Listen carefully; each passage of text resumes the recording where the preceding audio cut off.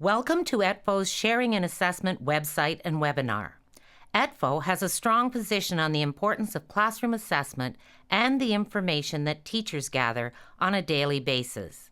This is an opportunity to help teachers enhance their understanding of assessment, learn new strategies and approaches that are meaningful, well-organized, and utilized by their peers in the classroom. The modules of the webinar provide information to solidify and enhance teacher understanding and use of a variety of assessment approaches. There are 4 models. This one will give an overview of assessment. Model 2 will focus on assessment for learning. Model 3, assessment as learning, and Model 4, assessment of learning. For everything, there is a time and place. We need to remember that assessment is feedback, and its primary purpose is to promote learning for students. It has to be underpinned by the notion that every child can improve their learning. Assessment inspires us to ask hard questions. Are we teaching what we think we're teaching? Are students learning what they're supposed to be learning?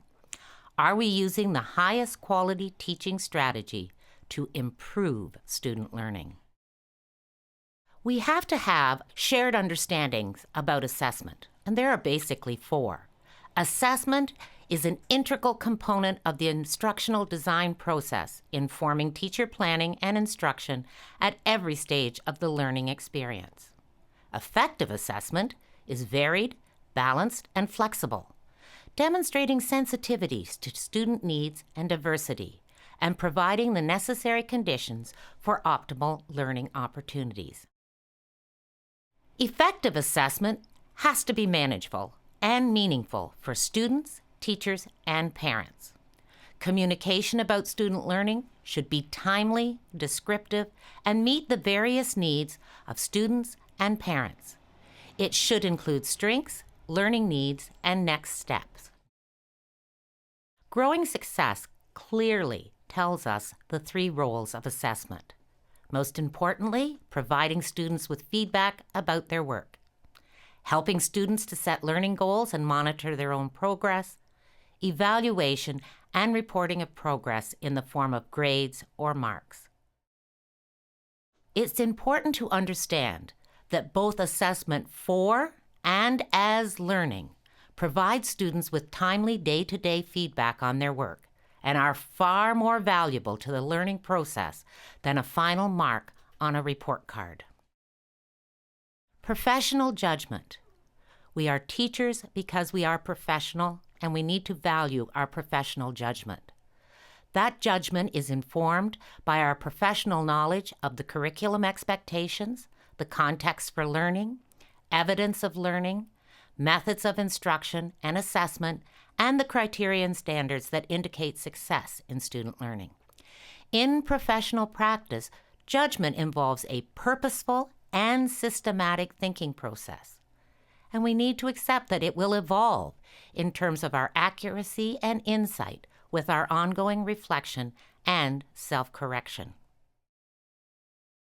Assessment needs to inform our instruction, and that begins with using the backward planning module. Stage 1, we will identify the targeted understandings and skills based in the curriculum expectations that will be the focus of student learning. We will then determine the appropriate assessment strategies and tools that will allow us as teachers to know when the students have achieved these skills and knowledge. Stage 3, we will plan learning experiences and instructions that enable our students to be successful. When we look at the backwards planning module, we always begin with a clear understanding of our learning goals.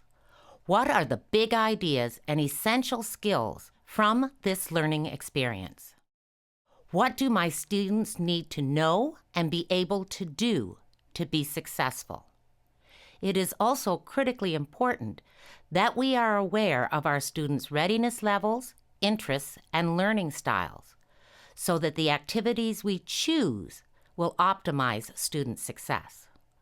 When we plan for assessment, we think about what will it look like when my students demonstrate this required knowledge and skill? What enabling lessons do I need to teach for my students to be successful? How am I going to monitor my student learning on an ongoing basis and make adjustments to my instructional plan? Using formative assessment data, will I be providing timely and specific feedback to my students? How will I adjust my instruction if my students are not learning? Despite our best efforts, there will be times when student learning is not happening as we would like, and we need to reflect and change how we are approaching it. How will my instruction provide multiple and varied ways for students to work with their new learning and demonstrate it over time? Does my summative evaluation reflect what has been taught and practiced? How will I adjust future instructional plans as a result of my student learning patterns? Evaluation and reporting is just one part of the cycle because we are always reflecting on how our practices can be improved to support our students. Assessment is varied and balanced. No one assessment tool or strategy can accurately capture a clear and comprehensive picture of all student learning. We need to provide multiple opportunities for students to show what they know and can do. It's important that the strategy we use matches our intended criteria. We then need to be sure that the assessment tool that captures the assessment information is the one that will allow us to do so most effectively. Strategies are the specific ways for students to demonstrate their learning. As teachers, we will provide students with multiple opportunities to demonstrate their learning in different contexts over time. Using a variety of assessment strategies, we will capture an accurate picture of student learning. Strategies incorporate a variety of say, write, do. The tools that we use include rubrics, checklists, anecdotal records, and numerical scoring. You will find a wide variety of samples of each of these tools on the website. When we are designing our assessment tasks and choosing our assessment tools, it is important that there is a good match. When we are assessing tasks such as those on your left-hand side of the screen, which are more complex performances, rubrics are the ideal tool. A rubric will communicate the attributes of performance of increasing quality. It will provide standard criteria that reflects the 4 categories of learning in each of the ministry documents. It will help the teacher in identifying next steps. When we are looking at tasks such as reading or problem-solving behaviors, skill demonstrations, the process of completing a task or group participation, checklists and rating scales can provide the information we require. They will guide observations of specific behaviors or skills. They will indicate whether desired skill or behavior is or is not demonstrated, and generally to what extent. They can provide a cumulative demonstration of performance competency.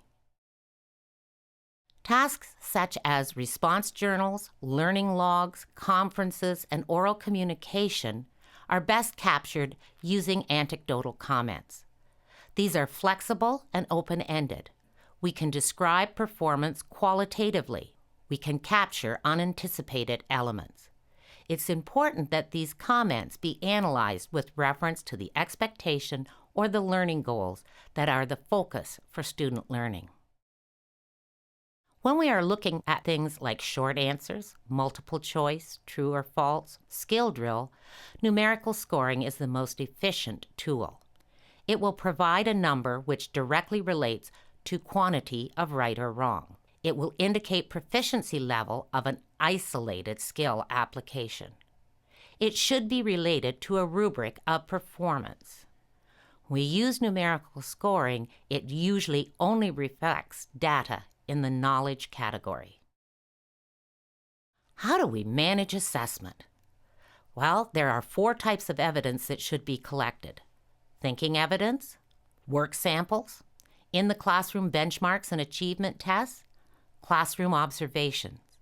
Your professional judgment and knowledge of your students and your context for learning will guide your assessment practices and the data you collect. Make sure that you are specific in your plans ahead of time. Limit the number and types of tools to make it manageable. Think about what is the best way to gather the evidence I need. Check that you have a variety: observational checklist, quiz, written response. Make sure that you are guided by your targeted learning expectations and clear criteria. Decide ahead of time what is really important to know and do. Ensure that you monitor ongoing learning over time, taking notes of student performance and adjusting your teaching and differentiation as you go. Whatever method you use as a teacher for assessment, you must be guided by the questions: why am I assessing this? How does this improve student learning?